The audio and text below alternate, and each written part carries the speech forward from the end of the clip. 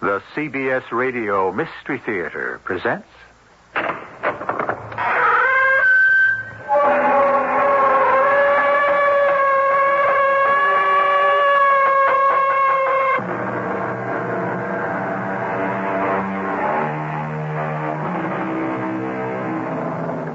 Come in. Welcome. I'm E.G. Marshall. All the world loves a love story. Adventure is absorbing, mystery is marvelous, and suspense is superb. But of all the categories, give me first the tale of the old house, the creaking stairs, the wind that moans about the eaves like a human voice, and the jagged flashes of lightning that tantalizingly reveal only the suggestion of the shapeless white figure gliding through the driving rain. The ghost story. Such a one as I bring you now. I want my baby! It's her. The woman in the mirror. Help! Please! Help! We shouldn't have locked her away, Christopher. She's trying to tell us something. Help!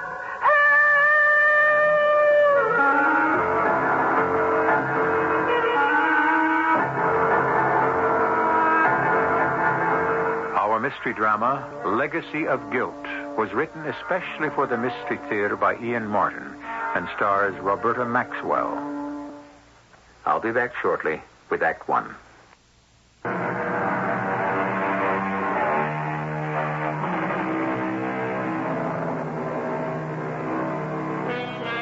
The house is some 40 miles outside New York, perched on a bluff over the Hudson. An easy hour's commute. It is a perfect example of American Victorian, with fancy gingerbread moldings, surrounded by a wide porch, the steep roof crowned by a useless tower room. It is rambling without being large, and stands in considerable disrepair. A situation that Tom and Angie Barr, two young New York actors who have just become parents as well as new householders, intend to repair. What are you doing? Oh, I overcut one of the shelves a smidge, so I'm backing it off with a wood rasp. I don't mean that. It's after dinner, and this is supposed to be your day of rest. Angie, Sunday's the only night off I get from the play. Exactly. So you ought to spend it with me, to say nothing of your son. Honey, I spent all day with you and the baby. That was a hardship? Oh, come on. You know it wasn't. Hey, what's the matter with you? Something wrong with his nibs? No, he's fine. Sleeping like a... baby? What else? Oh, darling. Angie. Tom, darling, I don't care what you do with your spare time. You just have so little of it. But I do want you to relax. Look at who's talking. You can't kid me anymore since I had the baby. It took Christopher to teach me how to slow down. This time off from the soap opera has been invaluable to me. This building and remodeling is good for me. It's sort of therapy. It looks like hard, tiring work to me. But it isn't. It's a joy. It's a real challenge. Like these shelves I'm building into these two alcoves. They're going to be wonderful. We've got crates of books, and the shelves balance the ones around the fireplace on the opposite wall. Now, that's just the point. Why does the wall stick out in the middle here a couple of feet? I thought we knew all about that. It's because the big kitchen fireplace backs up on this, and the stick-out part here is the chimney and the flue. That's what I thought at first, but look, what if it was a double flue, and behind this is a second living room fireplace?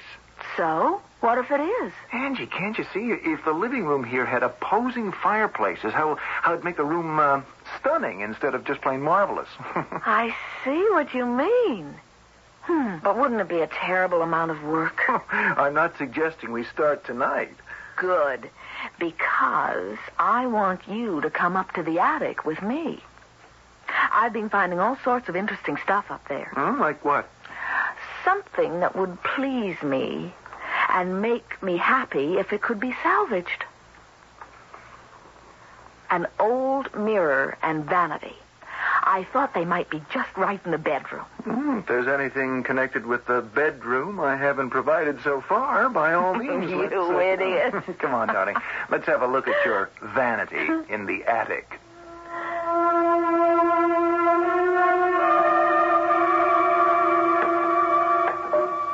I suppose what I found is ours. Didn't the house come as is? As far as I know.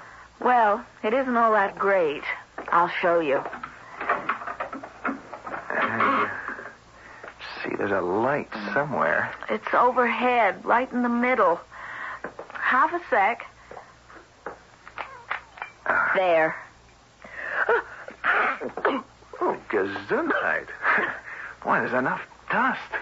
I don't think anyone's been up here except me in the last 50 years. More like the last century. There's a sort of a little lost alcove over here between the eaves and the chimney wall. The stuff's in here. Shall I drag it out? Would you mind? Oh. Now, here's your vanity thing. Ooh, heavier than it looks. Gesundheit. Turnabout is fair play.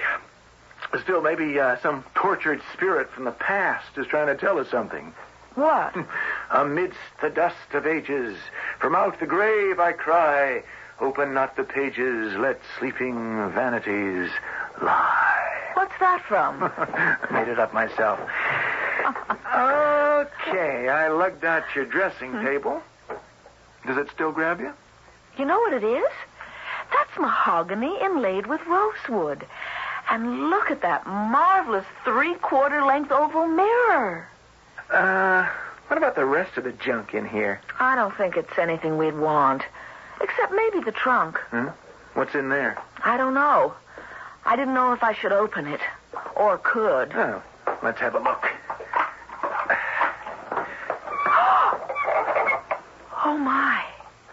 What is it? Faded old baby clothes. Oh, aren't they sweet? All handmade. And? Well, they've never been used. Any of them. At least, I'm pretty sure not. Anything we can use for Christopher? No. They're practically disintegrating. They must be 100 years old. Anyway, I don't want Christopher in any hand-me-down. Oh, honey, I was only kidding. Oh, look at this. What? An old photograph. Isn't she beautiful? Let me see. Yeah, she is. You know why? What do you mean? She looks a lot like you. You see it? She does. Sort of. Only I'm not that pretty. Oh, don't you ever believe it. She looks awful sad, though. Her eyes are kind of haunted. Gives you a shivery feeling. I wonder what got her so uptight. Maybe these clothes were for her baby. And she lost it or something. So, what do I do about this dressing table? Oh, just leave it till we know if it's ours to use. Yeah, check into it first thing tomorrow morning.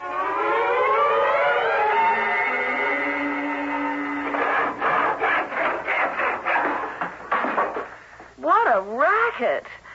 It's a wonder I ever got the little king off for his nap. I'm sorry, Angie. I just wanted to get this last shelf up before I get back to my other profession. I came down to remind you it's time to get showered, shaved, fed, and off for the theater.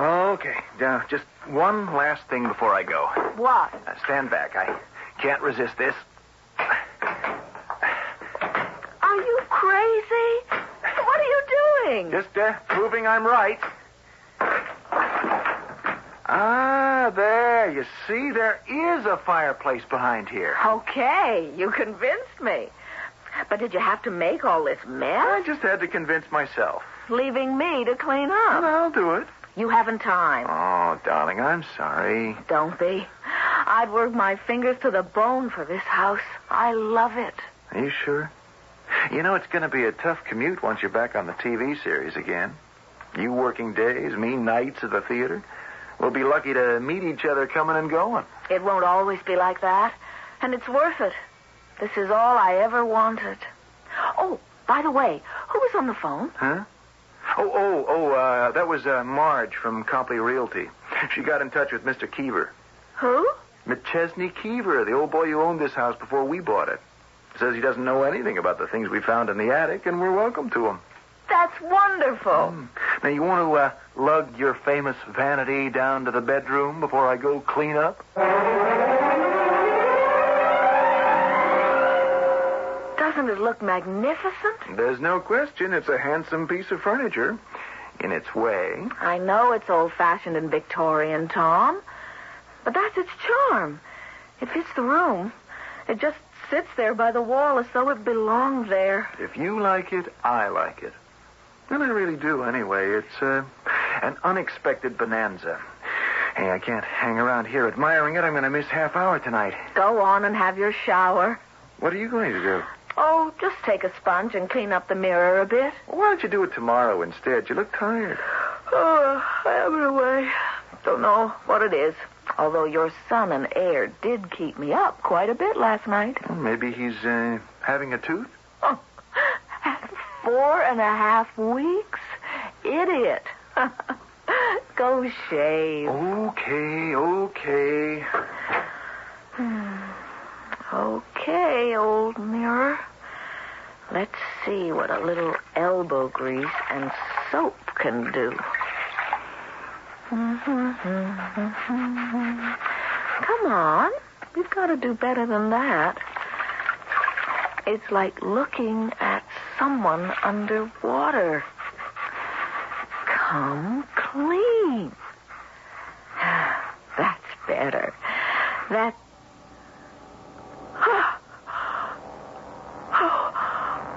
Oh, no. That's not me. That's... who are you? Who do you want? Who?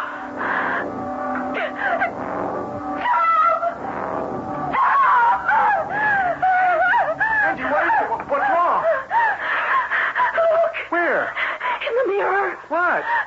Can't you see? Yes, a reflection. It's not very good, sort of wavy, but we'll... But who is it? Who is it? Well, you, darling, of course. No, it's not me. Can't you see?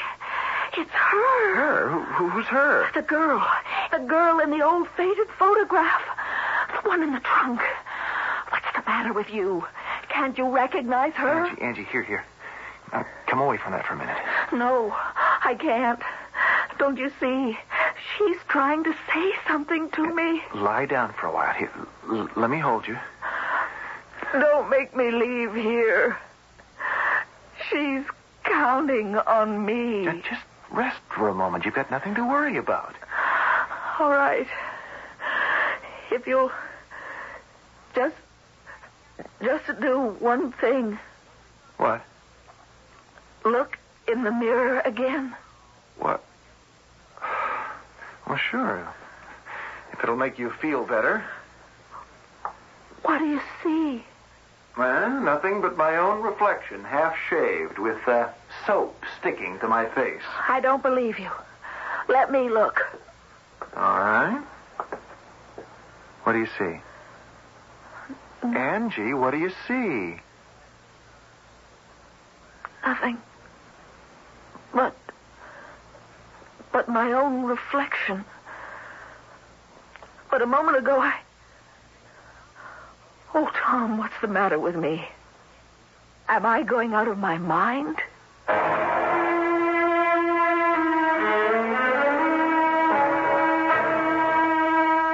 What is the answer to Angie's question? The only thing one can see in a mirror is a reflection. But just supposing, you looked in a mirror and found a totally different person staring back at you. Someone who must have been dead long ago. Would your reaction have been so different from Angie Barr's? I shall return shortly with Act 2. WBBM Chicago.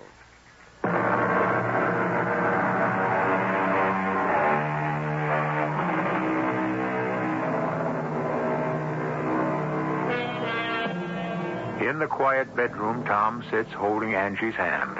She lies in the bed, immobile, perhaps asleep.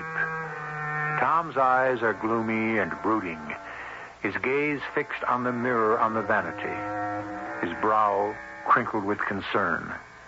Now Angie opens her eyes. Tom? Yes, Angie? Forgive me. I don't know what got into me. Neither do I. That's what worries me. It is crazy, isn't it? I guess it was the trunk full of the baby clothes, stored away and never used. That kind of hit me. I mean, supposing anything had happened to Christopher, I'd have had the same collection in my... Oh, Angie, stop it. Don't think that way. Thank the Lord we don't have to. But I do understand the way that poor girl must have felt. Honey, we don't even know if it was her baby. Or even if she had one in the first place. Hey, look at the time. I've got to get you some dinner and get you on the train for New York. No, I'm not going to the theater tonight. What do you mean you're not going? You've got to. It's in your contract. Well, the standby can go on. I'm calling in sick. I can't leave you alone up here, Angie. Not after what happened. I'll be all right. Honest, Tom. Look, I'll prove it. I'm looking in the mirror, and what do I see? Me. That's all. And I look like something the cat dragged in. One good reason I'm not leaving you. You can't be alone. I'm not alone. I've got Christopher. Well, suppose you had another wingding. Who'll take care of him? All right. I'll get someone over here to be with me. Marge or someone. But I can't let you miss a performance because of me. Please, Tom. I'd never forgive myself. Okay. Just so long as there's someone here with you. Oh, isn't he a killer? Hey there, Tiger. Say hello to your Auntie Marge. Mercy, what does this kid weigh? 8 pounds, 12 3/4 ounces. Oh, you better call the Giants. They could draft him for defensive tackle. He's not going to be a football player. Come on, Marge. Give him to me. It's his bedtime. Yeah. Oh, this man is raring to go. He's not going to sleep. He will once we leave. I want to take a gander at this famous mirror in the vanity. I think maybe I don't want to be around it anymore tonight. Oh, okay, skip it. But, as the realtor who sold you this house, I feel responsible. Well, just because I had a sudden attack of the crazies? I don't know what got into me. Oh, neither do I. Oh, that is a beauty. Any idea of what this thing's worth? I didn't think about that. I just had an urge to bring it down here into the bedroom. Of course, the mirror's pretty well shot, but you can have that replaced. I don't wonder you saw visions in it. It's like looking down a well. It's not that bad. Just a couple of spots where the backing is worn off. Oh, and the ripple effect. Phew. I know I'm no beauty, but I get a load of that rattled old bag that's staring back at me. Let's see what it does for you. Go ahead. Sit down. I'm, not so anxious to look in it. You might as well. Get used to the fact that it makes everybody look like someone else, more or less.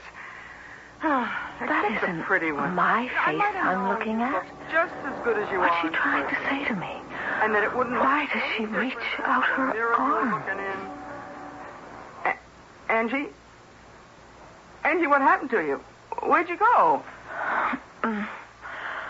Nothing. I'm right here. You saw her again. Saw who? The woman in the mirror. Yes, Marge. I saw her. Now listen to me. You just thought you saw her. You couldn't have. I was right here looking into the mirror, and I didn't see anything but you. Just the same. She was there. But she couldn't be. I didn't see her. You say Tom didn't? But I saw her. If she is a real person... I never said she was real. You mean she's a ghost?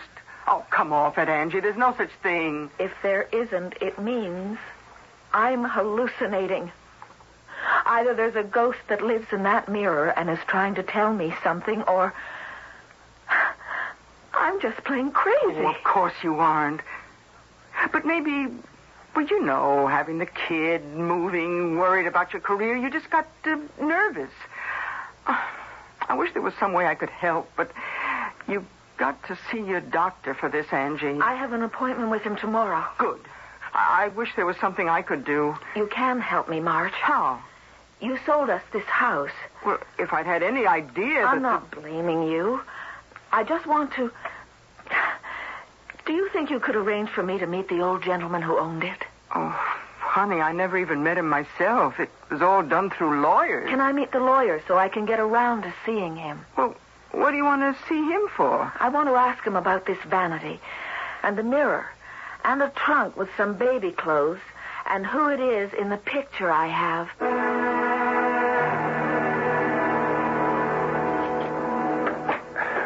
Angie, you didn't have to wait up for...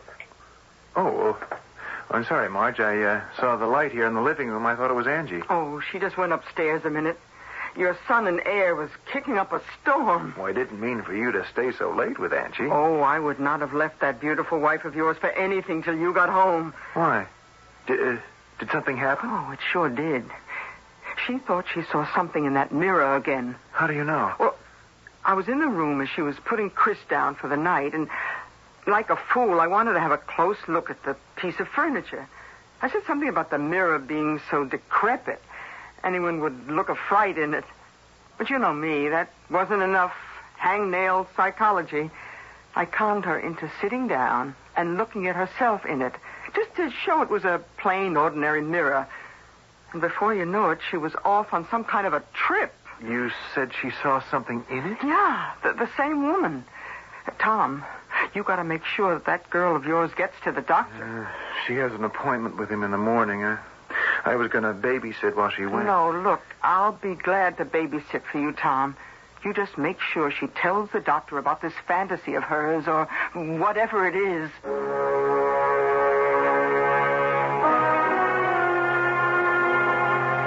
And this reflection in the mirror, or this woman who seems to appear, isn't anyone you know? No, Doctor. Well, that is, in a way. I mean, she looks like me, sort of. And also like the picture of the woman Angie found in an old trunk in the attic. The one with all the unused baby clothes. Yes.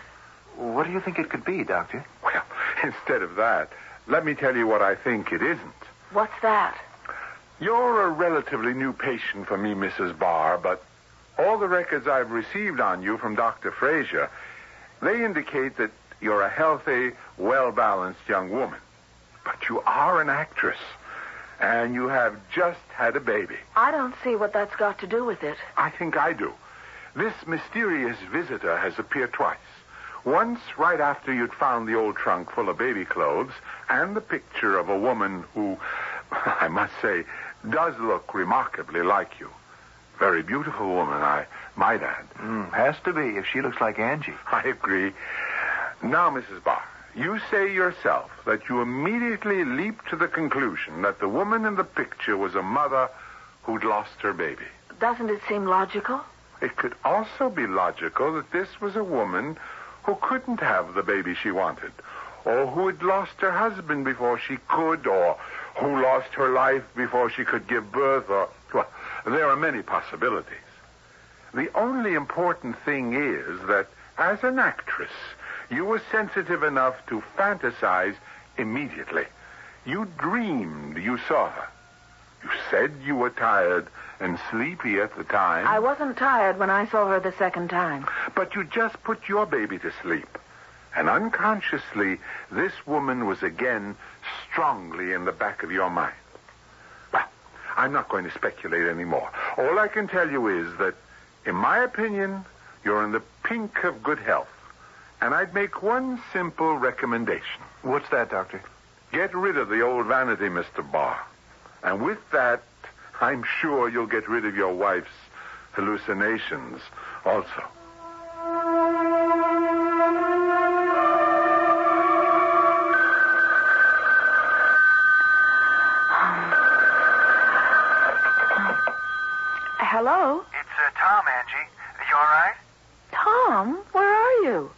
Aren't you at the theater? Yeah, it's intermission. I was worrying about you, so I just thought I'd call. What are you doing? I just finished feeding the baby, and I was putting him to bed. Everything okay? Tom, we took the vanity back up to the attic, even though I felt kind of silly about it. So what could be wrong? I don't know. I'm perfectly all right. I hope. Just wish I'd gotten a nurse for the baby so there'd be someone with you. Cheer up. She comes next Monday. I promise you I'll make out till then. Yeah, well, hang, they're calling places. Angie, don't stay up for me. I won't. As soon as I get Chris off, I'm going to bed myself. And stop worrying about me. I'll try. Angie? Yes. I love you. And I love you. Oh, Mother's little darling. Were you jealous because I said I loved another man? You know Mommy loves you just as much. She knows just how wonderful you are and how much you mean to her. Oh, don't cry, honey. Mommy has you safe in her arms. What's that? Why, it sounded as though someone cried out.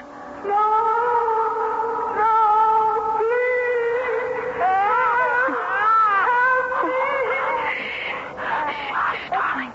No one will harm you. It's coming from the attic. It's her. The woman in the mirror. Oh, the poor thing. We've got to help her. We will help her, won't we? My big man. We shouldn't have locked her away, Christopher. We shouldn't. She's trying to tell us something. I can't turn away. She's asking for help. I've got to try. Where's the light?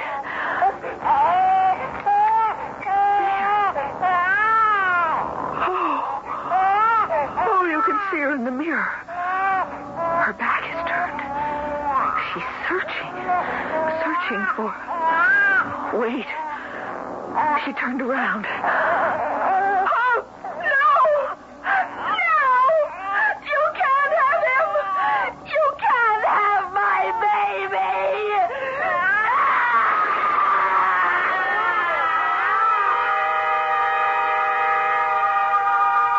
Whatever she has seen in the mirror, Angie, clutching her child to her with one hand, has lunged forward and spun the glass towards the wall so violently that the mirror shatters into 1,000 shimmering pieces.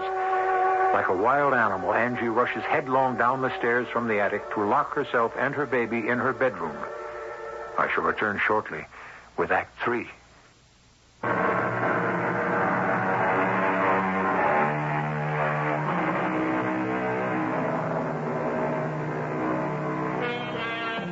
All the way home in the train, Tom Barr has had this twisting of unease below his stomach.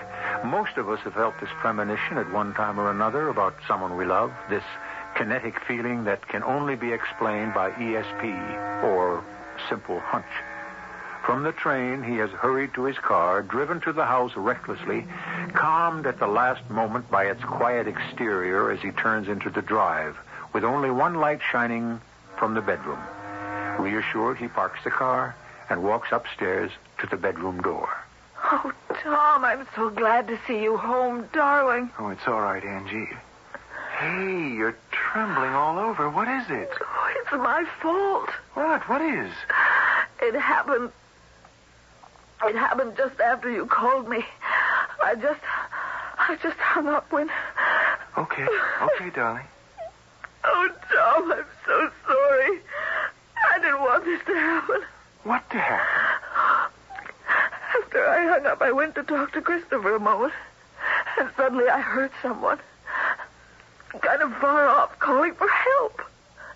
I picked up the baby and went to the attic door to listen, because it didn't seem like it was coming from outside. When I opened the attic door, it was louder. Are you crazy? You thought someone was inside the house and you... Who did you think it was? I didn't have to think. I knew. It was her. Oh, no. I wasn't afraid then. I was only sorry for her. I mean, her voice was so sad and desperate. So I went up to the attic. For heaven's sake, why? I don't know, darling. I can't explain it. I could hear the voice, and it was echoey and strange. And sometimes I felt as if it was even coming from inside me. But I had to go. I had to respond to her call for help. You must have been out of your mind carrying the baby. I couldn't leave him alone. And I never thought, I never dreamed what could happen. Even after I saw her, You saw her? Where? in the mirror. When I turned on the attic light, it was like looking through a window into someone else's house. Only it wasn't. It was this house, our bedrooms, as though I was the one in the mirror and looking through from where the vanity was. Darling Angie, don't try to go through it now. She was coming through the door, just as you did now. And as if she'd been searching the house. She was crying out for someone to help her find her child. I wanted to help, only suddenly... Suddenly what? She saw me with the baby in my arms. And she rushed towards me, getting bigger and bigger, till I knew she was going to burst right through the frame. And I thought, she's going to take my baby. And I took the mirror, and I turned it swivel to make the glass face the wall, and I guess there wasn't room, so it smashed, and the mirror flew everywhere. Hush, Angie. It's all right. I'm here now. What are we going to do? Well, we'll talk about that tomorrow. One thing for sure. We are going to get out of this house. I don't think I'll ever feel safe again, Tom. Unless whoever she is finds her lost baby.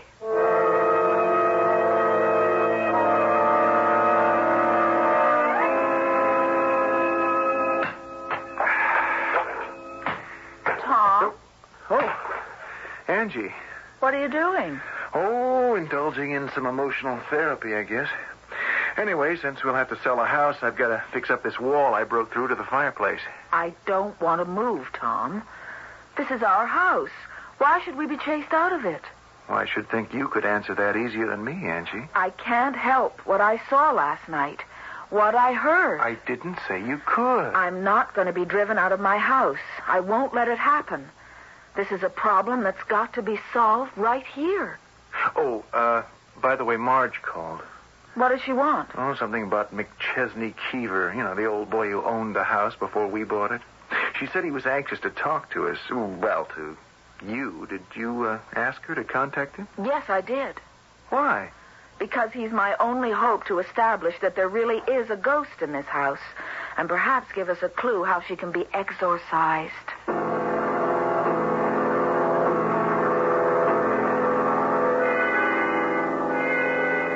Angie, Tom, this is Mr. Keever. How kind of you to come. Mr. Keever? Under the circumstances, there was little else I could do. Look, why don't I leave you three together, huh? And go up and spend some time with Christopher? Would you, Marge? You're a lifesaver. Don't ask to see my badge. I failed Girl Scouts. Won't you sit down, Mr. Keever? No, I think perhaps I'd rather stand. See, you're breaking through that wall there. Yeah, I thought there had to be a fireplace behind there.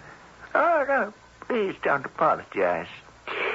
Any apologies in this room must come from me. You're perfectly right, of course. There is a fireplace. But you haven't opened it all the way yet. Well, matter of fact, having satisfied myself my guess was right, I've been considering closing it up again. Ah, I see. Well, we shall leave that decision until I finish my confession. Confession? Whether the facts are proven true or not, From what Mrs. James has told me, since the discovery of the old vanity, you've been plagued by a series of inexplicable events.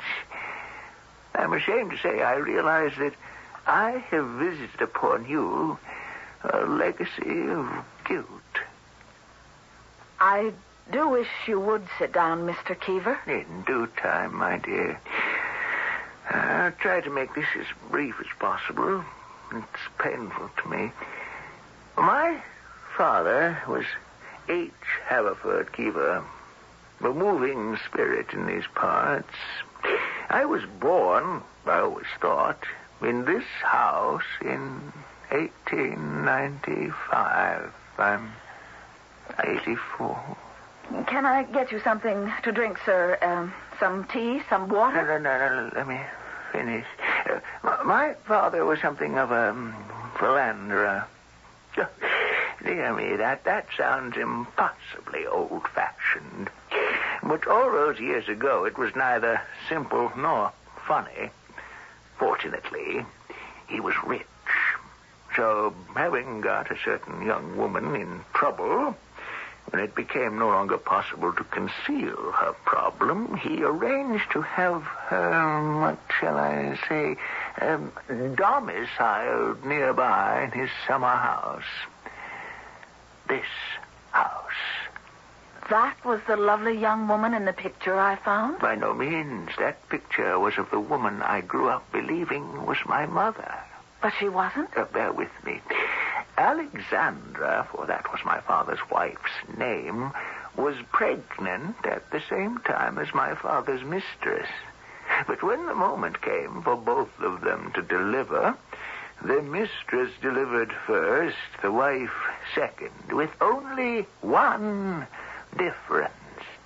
The first baby was alive and healthy. The second lost not only its own life, but the mother's as well. I don't understand which was which. That was the legacy of guilt. You see, I grew up believing that my mother died in childbirth, and that the woman my father married after a decent interval was my foster mother. But she was actually your real mother? Yes. But how? What happened to the baby who was stillborn? I have only my father's word for that. I've never wanted to test if it really was the truth. It didn't seem to matter anymore.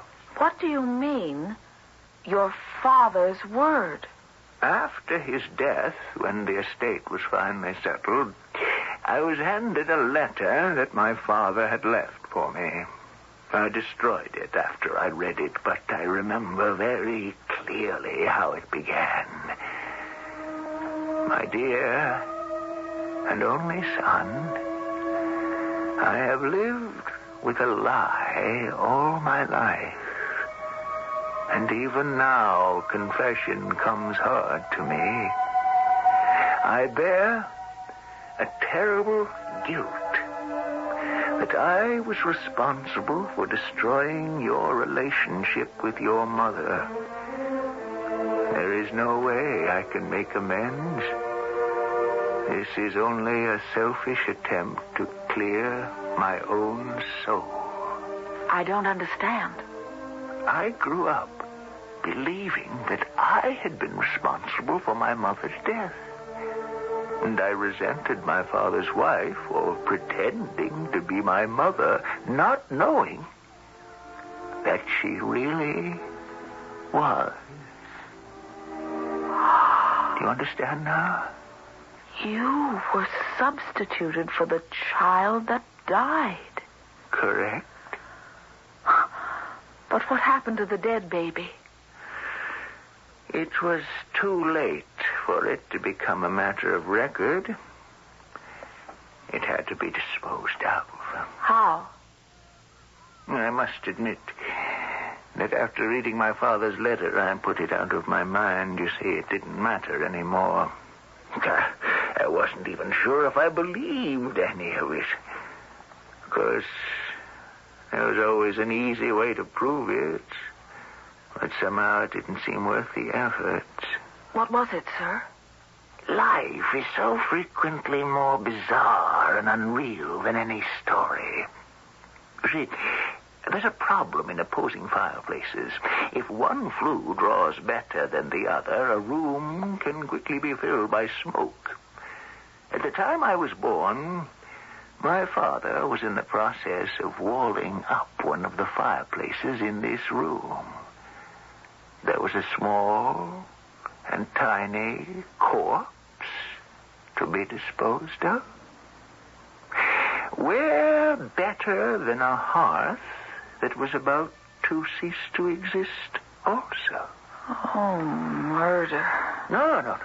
Not that. I just meant that... Now that it's all out in the open, why don't we make sure? No, let me. It won't take a moment to knock out the rest of the bricks. So that's why she haunts this house. She's looking for her lost baby. I can't answer that, my dear. But it seemed to me imperative that you know the whole story. I would never have sold you the house if I'd known it was haunted. Then you believe with me it is? Yesterday I would have scoffed at that. Today Oh, my Lord. What is it? Look for yourselves. A skeleton. It's so tiny. but big enough to bring the truth to light at last.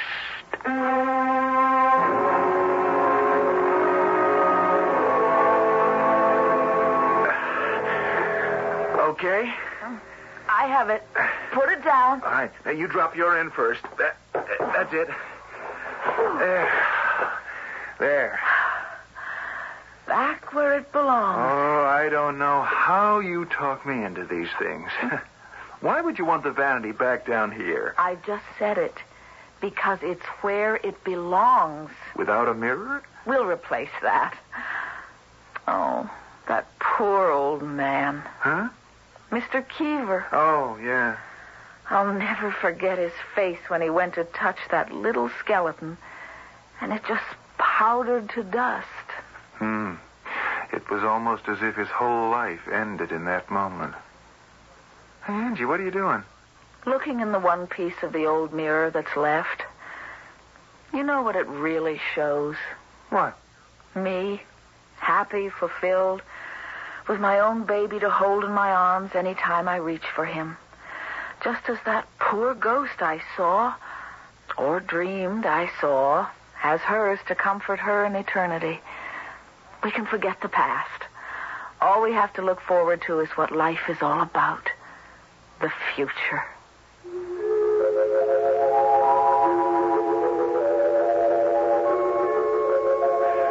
So the ghost is laid to rest. A tiny ghost, never even born, but one who has perhaps found immortality in the arms of a mother who gave her own life to bear him. The past is buried. The legacy of guilt wiped out. And Tom and Angie Barr can once again look ahead to their marriage promise with as much hope as anyone else can, to live happily ever afterwards. Maybe we're all too emotional.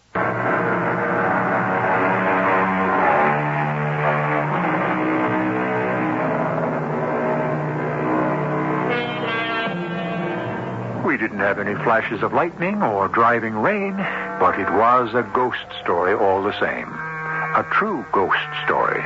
Because if you don't believe in spirits and beasties and all those other things that are accused of haunting our waking dreams, how do you account for what Angie saw in that fateful mirror? One parting thought: how safe will you feel the next time you look in yours?